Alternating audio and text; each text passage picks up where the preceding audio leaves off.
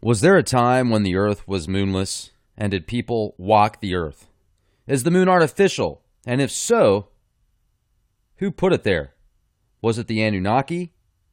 And if they parked it there, why? Or did the Titans, the elder gods, the parents of the Anunnaki, decide to plant that bad boy in a perfect location for various eclipses? Also, could the Anunnaki have taken it over? Could there have once been a lush environment like here on Earth? What if there was a trial run of human, first, maybe Adam and Eve 1.0 were created on another planet? I am going to share with you ancient Sumerian scribes that claim to be written from Nibiru, translated via Oxford scholars, multiple Oxford scholars. I'm going to share pictures with you of multiple rocks that were brought back from the moon that, when under a microscope and sliced in very thin layers, you can see what looks like brain neurons, fossilized. I'm going to show the comparisons. And on top of that, they verified that it's a strange titanium alloy mixture. It's mainly made up of titanium. Very fascinating. I'm also going to show you a bounty of gourmet knowledge, lab results, and more in response to the questions I brought forth thus far. So I am about to drop some mind-bending, paradigm-shattering, brainstem-stimulating, fringelicious findings with you right now. Make sure to fasten your seatbelts and keep your hands and feet inside the ride at all times. And as an added bonus question worth double points, I'm going to give you, the listener, a Googleplexian synapse simulator. Could the moon have caused the Great Flood?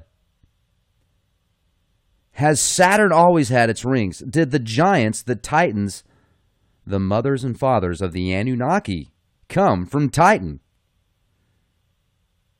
And if the moon is artificial, what proof is there?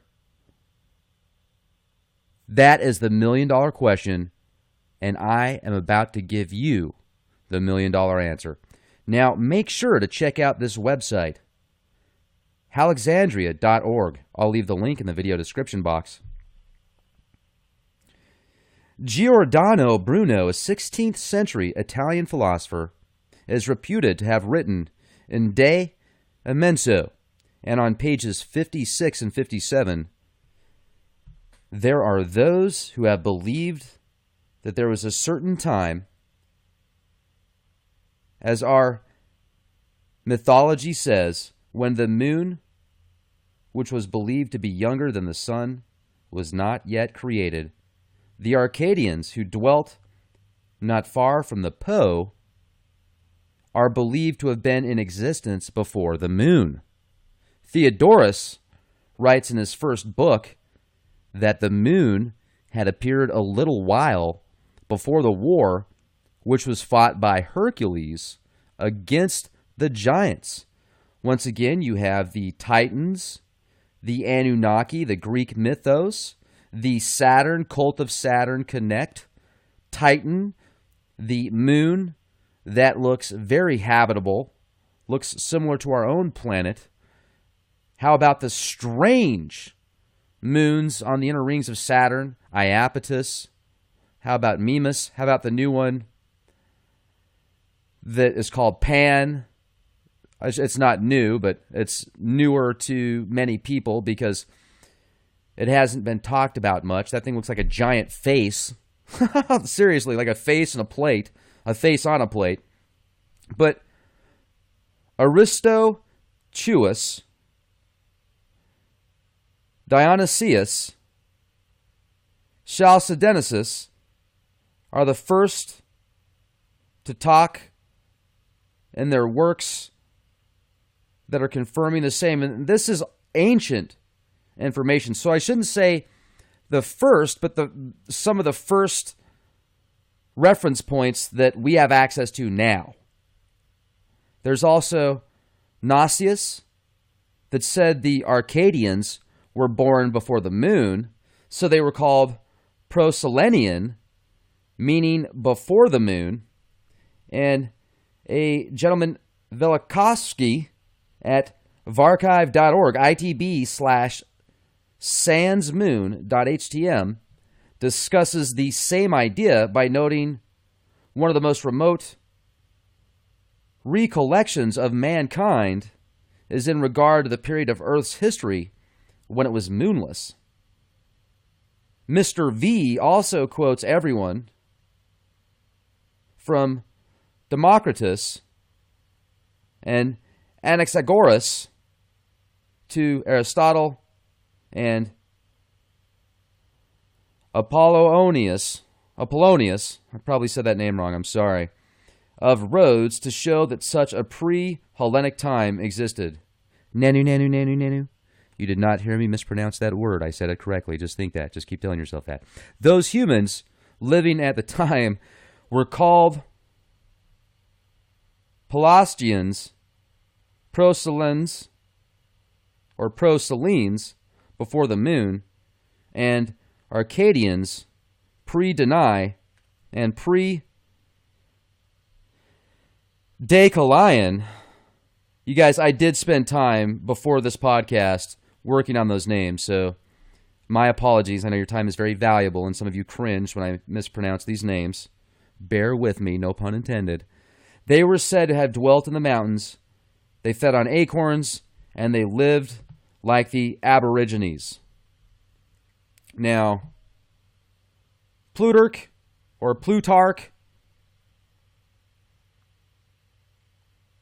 Hippolytus,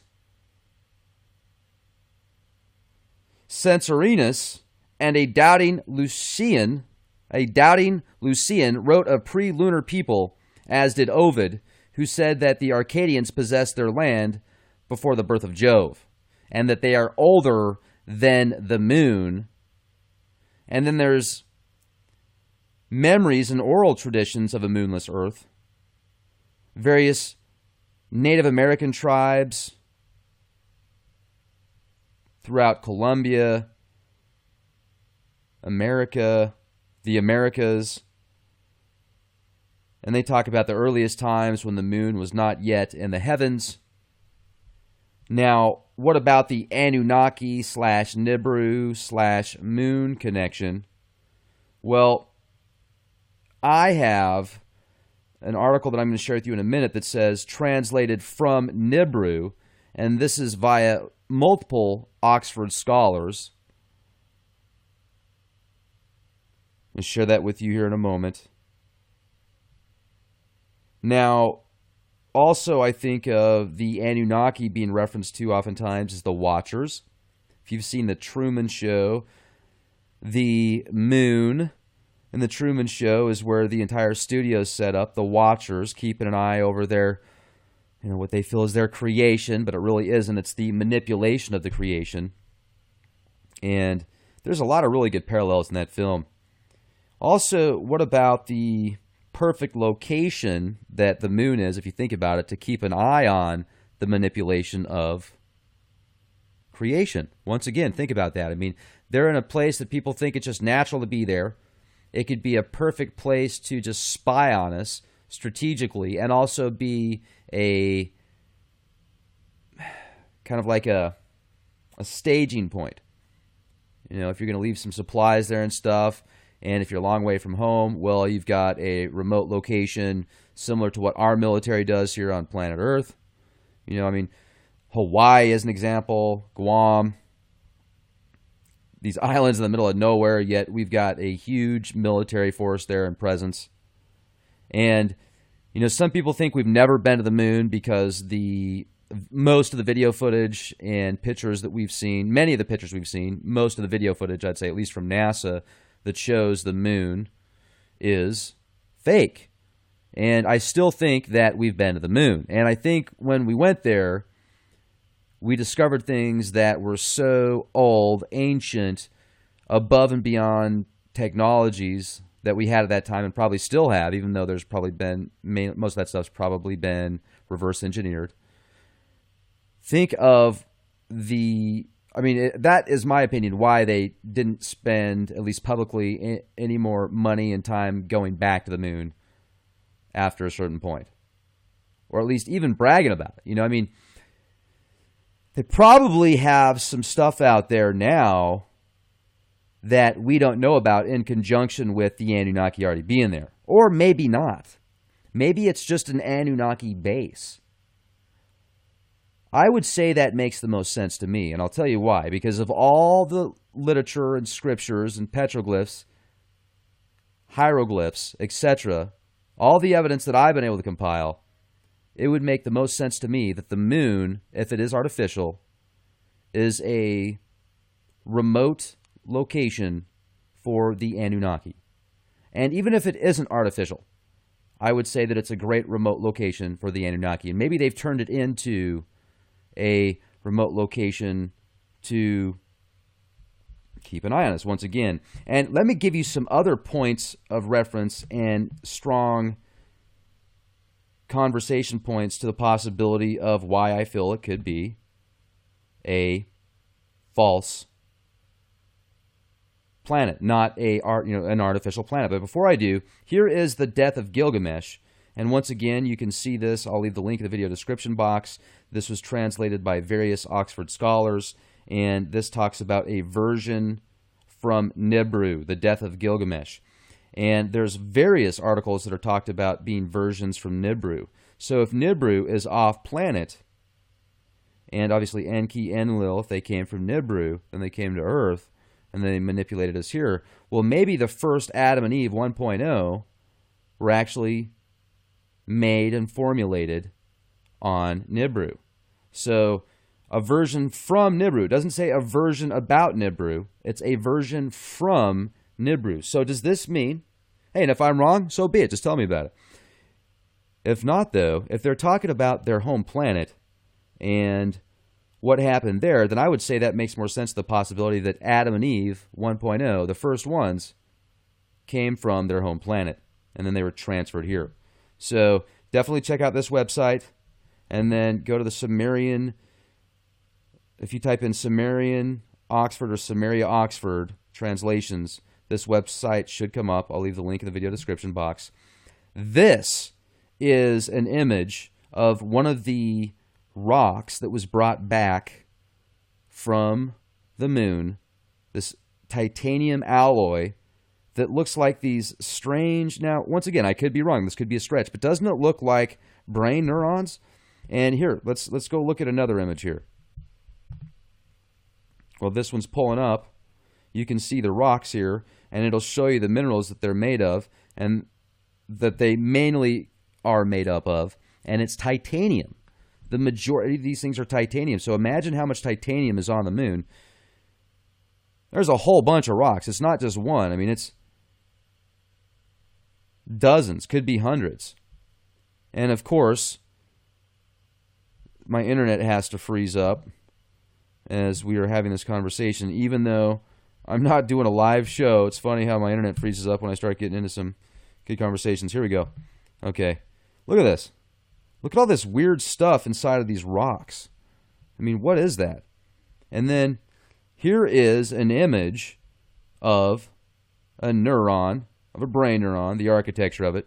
And then look at the outline of this picture here, which is from one of these rocks brought back from the moon. And it looks awfully similar.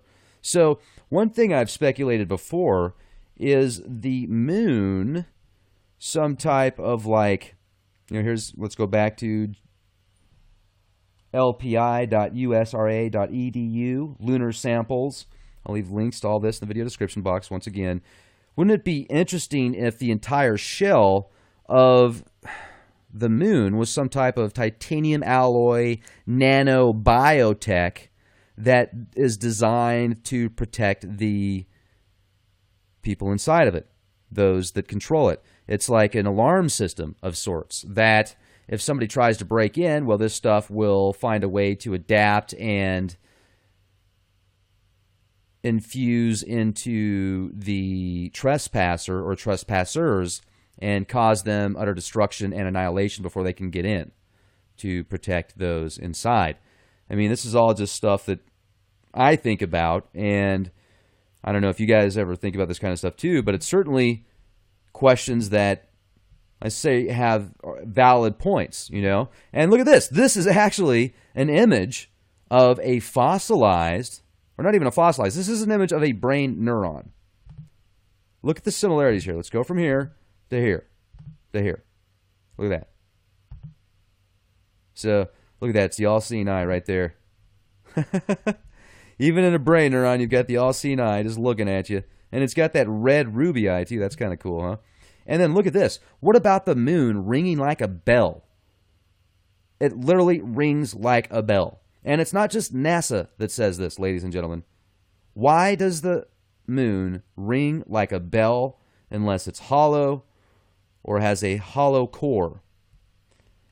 And here's something even more intense that could point, and this is another thing that I feel makes it a very solid case to this being an artificial structure and being parked where it is via being driven there, by being piloted there, literally.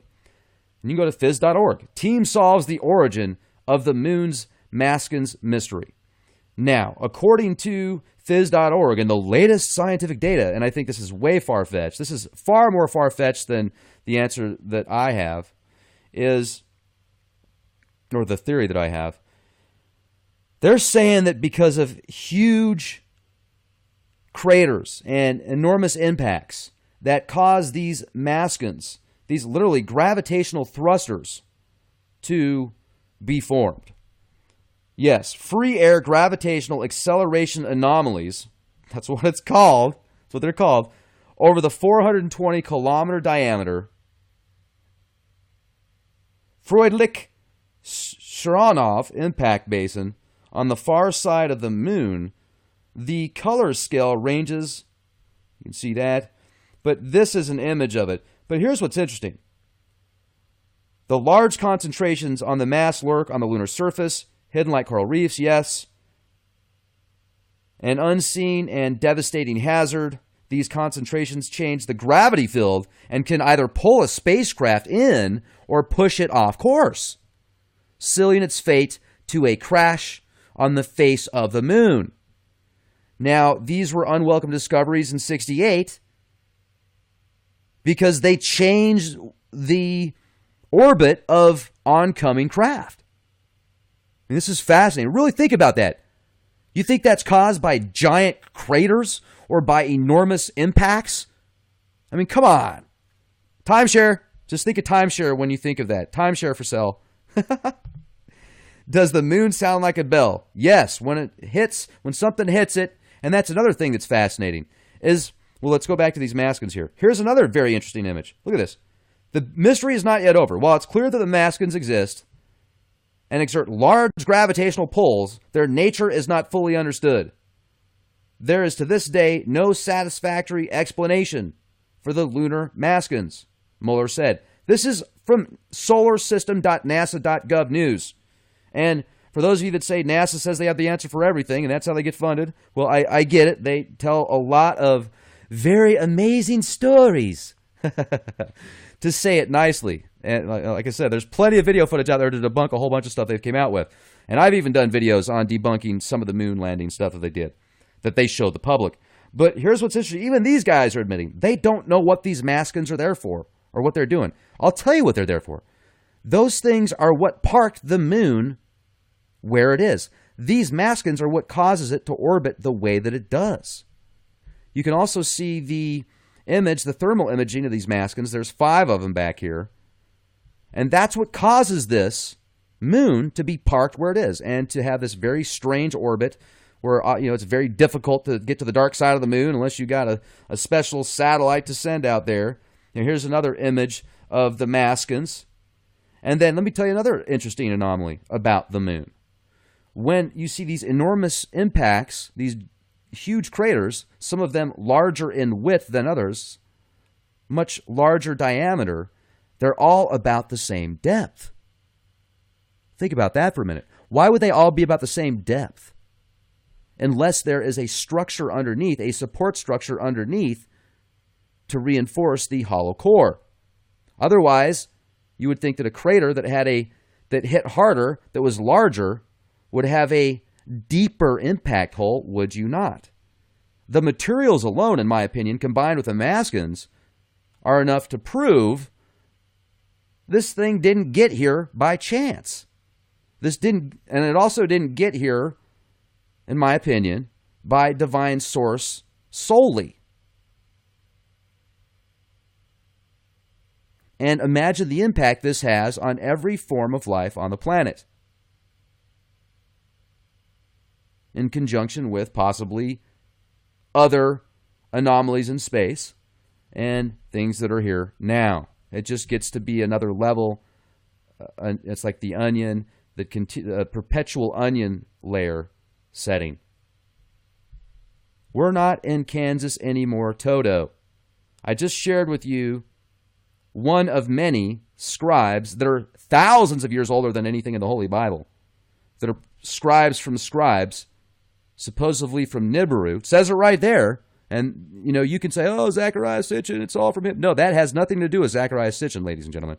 And Zechariah Sitchin, here's the interesting thing, for those of you that debunk everything he says or say it's all debunking, he's a CIA Freemason, so nothing he says is true. Well, a lot of the stuff that he's came out with, and I haven't even read more than a few pages of one of his books, but from what people are telling me, and from the little bit that I do know about him, from what I've read on the internet, because I have read some of his stuff on the internet, but actual books, I've read less than 100 pages of one of his books. And much of what he has written down about correlates with much of these Oxford scholars that give people, isn't it awesome that these guys have put this on the internet for people to look at and study themselves? I think it's fascinating.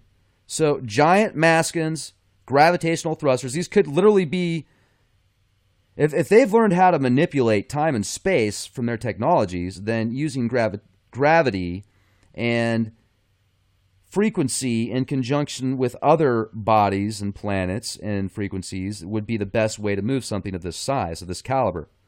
And I can also explain how the giant moons, Iapetus and Mimas, which look like Death Stars, literally, were most likely built. The type of technology that they used is similar to what you would see here on a giant greenhouse built with tetrahedron truss technologies. Now, Richard Hoagland, whether you love him or hate him, I think he's got some great information out there. I certainly don't agree with everything he says, but I've had him on the show once before. It was a great interview, one of the most popular interviews of all time on Leak Project.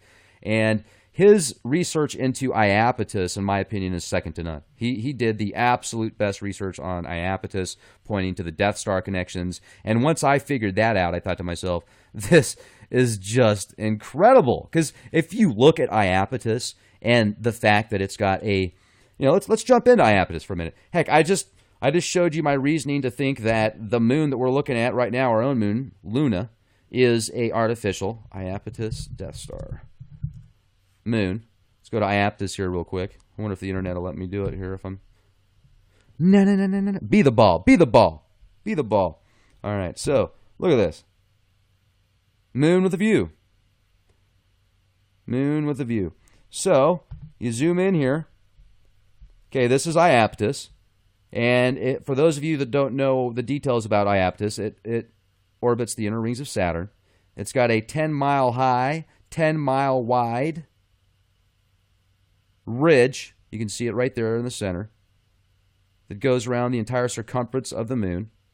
On top of that, it's got this huge blast site right here, you can see clearly, which correlates with the blast site of the Return of the Jedi Death Star. That's where they have to rebuild it. And then you can see this incredible anomaly here, which looks like it's six-sided. 1, 2, 3, 4, 5, 6. It's not the circle here, but it's six-sided. And what I've speculated before, folks, is this could be some type of CERN-type technology, this ridge that goes around the entire moon, and then the blasting mechanism would be up here just like in the Death Star. I mean, is that just by chance? Seriously? Do you guys really think that is just by chance. And then you've obviously got this really cool deal here where you've seen those over 1 billion year old artifacts that came from mines in South Africa, gold mines in South Africa that are over 1 billion years old that look like Death Stars too. And I mean, just incredible possibilities. But, you know, I mean, just if you really think about it, and then you wake up one day and you never really think, oh man, I wonder if the moon's artificial. I wonder if it's fake. I mean, I just wake up thinking that kind of stuff. Well, here's the bizarre thing. I do, but most people don't. And maybe some of you do here on Leak Project. I'm sure some of you do. But what does that mean? So what's next? Let's say you guys all agree with me, or let's say 90% of you agree with me on this, and I've given you enough evidence to say, yeah, there's no question the moon is a crazy anomaly and it is most likely artificial. Well, then what do you do with it? You just, I mean, are things still going to be the same? And look at this one. Here's another really cool image. This one is Mimas, and then here's the Death Star in Star Wars and Return of the Jedi before it gets blown up. And do you really think, I mean, look at that huge crater right there, okay, of Mimas. That just huge freaking crater. And then in the center of the crater, and this looks like an 8-pointed star. Or not, I'm sorry, not 8-pointed star. This looks like an 8-pointed shape here. A hexagon. Or is that an octagon? An octagon. And then in the center of the octagon, you've got this huge ridge bump. Looks like a enormous mountain protruding in the center of that. I mean, is that normal after a huge crater impact? That's totally normal, right? No, that's not normal. And then look at these, and I get the electric universe theory, and I think there's a lot of valid points in that theory on many aspects. Don't get me wrong. Wal Thornhill is awesome. I love that guy. He's amazing. And I need to get him back on the show because the electric universe, in my opinion, has many answers that the other model of the universe does not, that many scholars and scientists look at. So I still don't agree with him on everything. I don't think this was made by an electric universe. I think this was made by very intelligent beings that know what they're doing. And they're probably the same ones that came to Earth and manipulated people and made people half goat, half human, half bird, half donkey, 1/3 goat, 1/3 kangaroo, 1/3 elephant. I mean, come on. Is this natural, guys, really? Look at the crater impacts, like the ones there on the top. You see that? That looks like a 6-sided shape, 6 or 8-sided shape, which means very well could be that tetrahedron truss type technology. Let me show you this right here. Tetrahedron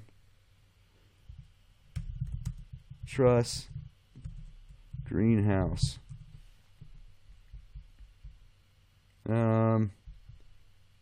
Yep. Okay. So different trusses and different setups. You can do different applications and stuff like that. So I just think it's fascinating, the possibilities, and I would like your take on this. Did the Anunnaki park the moon for a bird's eye view of their manipulation of creation? And I want to let you know also, if you go to leakproject.com, a lot of people say, Rex, I don't get all the updates on your shows that you do on your podcast, so I have to manually check. If you go to leakproject.com, you can actually sign up for free and get access to all the podcasts that are on YouTube. And plus, there's a really cool comment section. You can leave different comments here as well. People that are very in tune to specific topics without being there are not nearly as many trolls that leave negative comments.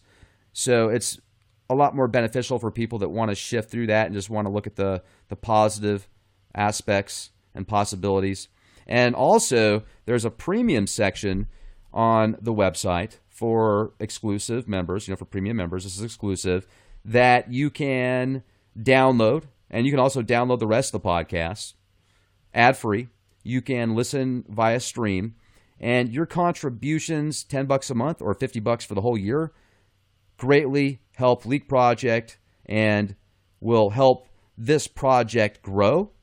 And I'm hoping for here within the next 6 months, having a mobile studio that I can travel the country extensively and have equipment to present drone footage, to present better camera, footage, better film, and also talk to guests sometimes live and on scene instead of just doing it on Skype or on Zoom, actually talking to people in person. I think that'll add a lot to the shows as well. So, it's expensive to be on the road. And I was thinking, what are some ways that I could come up with some monies to come up with this so I could share it with the world and share it with people that are followers of Leak Project and the cause. And when I say the cause, I look at the cause of Leak Project as being, it's a group effort. It's for freedom. It's for balance. It's for peace. It's for win-win situations. It's for knowledge. It's for thinking outside the box. It's for creating our own opportunities in conjunction with what's available and helping people wake up to their own fullest potential, which will help other people out in return as a byproduct, as a side effect. It will help people. How beautiful is that? And literally being the change you want to see, being the change I want to see, and imagine what it's going to be like 10 years from now, 5 years from now, heck, even 6 months from now. What is it going to be like tomorrow? What is it going to be like 100 years from now, 100,000 years from now, 1,000,000,000 years from now? What's wrong with thinking that far in the future? Because if you really get to that level where you start thinking outside of the box, what is it going to be like 50 years from now, 20 years from now, for your family, for your future generations, for your kids, for your parents, for your friends, for your friends' parents, for your, for everybody. At some level, we're in this together unless this whole Agent Smith thing is, think about that for a minute. What if Agent Smith is really true and certain people are just, even though they look real, they do real things and everybody else sees them as real, functioning, blah, going out, being like walking zombies most of the time and just being a part of the system. And then you keep trying to unplug them, Once you unplug them, they just poof, they disappear. They're like, they were never real in the first place. You ever wonder stuff like that? I'm just kidding you. But it's definitely far out to think about the possibilities. And certainly, I feel everybody listening right now is as real as it gets. And you guys keep me on my toes and keep me real. And I appreciate that. So question everything and be the change. Oh, wait. Yeah, that's what I was going to say. If you own a business, I almost lost track here. I was divagating from the subject at hand for a minute because I was getting excited about other things. I tend to do that. And if you guys can keep up with me, you're amazing. And I know you can. If I can keep up with you, that makes me even more amazing that I can keep up with you. But where was I going with this? If you own a business or if you have, a service company or something that would be a good fit for Leak Project and the listeners of Leak Project, if you want to work out something to where you buy Leak Project a drone and then I can help promote your business, or you help with a trip for a specific story and then I can promote your business on that trip. And if you have like a business or a service that you mentioned to me that I don't feel would be a good fit, then I'll let you know right off the bat, because there are going to be certain things that I don't think would be a good fit for Leak Project, and you probably know that anyway if you've got a business, but certainly keep that in mind, because not only is Leak Project reaching over 100,000 views a day right now, it's growing very fast, and the views are just skyrocketing. So I think it'd be a good way to get new products and new services out there. I had a guest on the show a while back that is a CEO of a specific company that creates these products that filter out air. And he came on the show very nice guy, he said he was going to send me out one of these machines that filtered the air. He never sent me one of those, but I don't know what happened. That's okay.